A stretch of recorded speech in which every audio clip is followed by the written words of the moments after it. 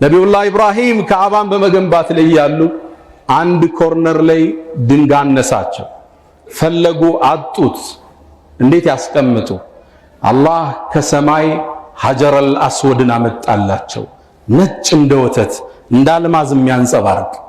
ኢብራሂም አለይሂ ሰላም ይህን ድንጋይ ተቀብለው ሐጀረል አስወድ ዛሬ ሄደን እንድንስመው የታዘዝነውን ድንጋይ ከዓባ ኮርነር ላይ ያስቀመጡት።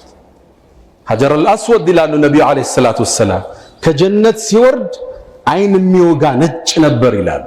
የአደም ልጅ ወንጀል አጠቆረው ይላል። ይህን ድንጋይ ቦታው ያስቀመጡ ኢብራሂም ናቸው። ወደ ሐጀረል አስወድ ስንጠቁም ከዓባን ስንጠውፍ ኢብራሂምና ልጁን እናስታውሳለን።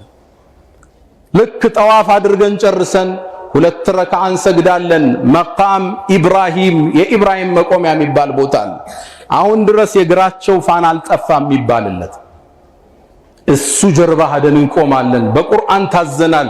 ወተኺዙ ሚን መቃሚ ኢብራሂም ሙሰላ።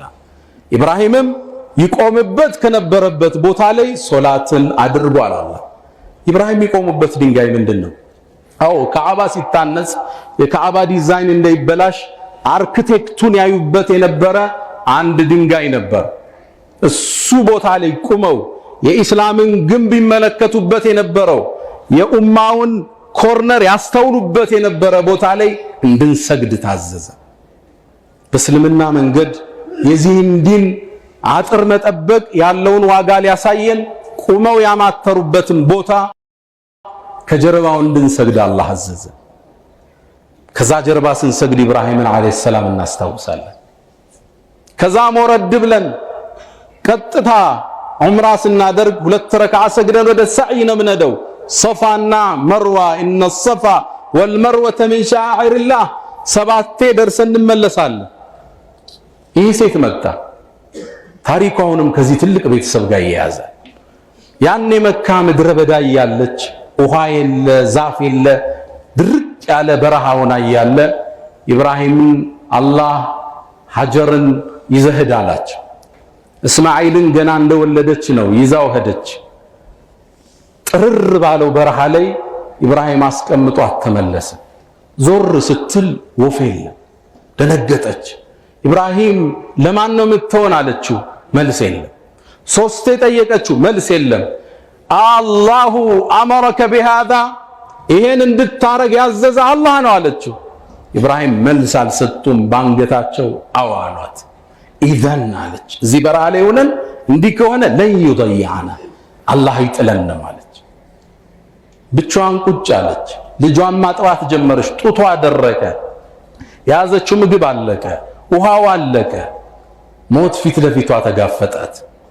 ሰበቡን ለማድረስ ተነስታ ሰው ባገኝ ብላ አንዴ ወደ ሶፋ ትወጣለች፣ ወደ ተራራ ሩጣ ትመለሳለች፣ ወደ መርዋ ሶፋ መርዋ 7ኛዋን ዙር ስጨርስ አላህ አርሰለላሁ ጅብሪል ላክ።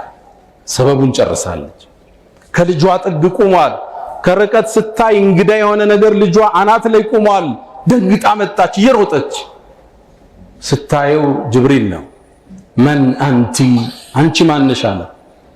ሐጀራ በጣም አስተዋይ ነበረችን። አና ኡሙ ወለድ ኢብራሂም እኔማ የኢብራሂም የልጁ እናት ነኝ አለች። ሐጀር ነኝ አላለችው።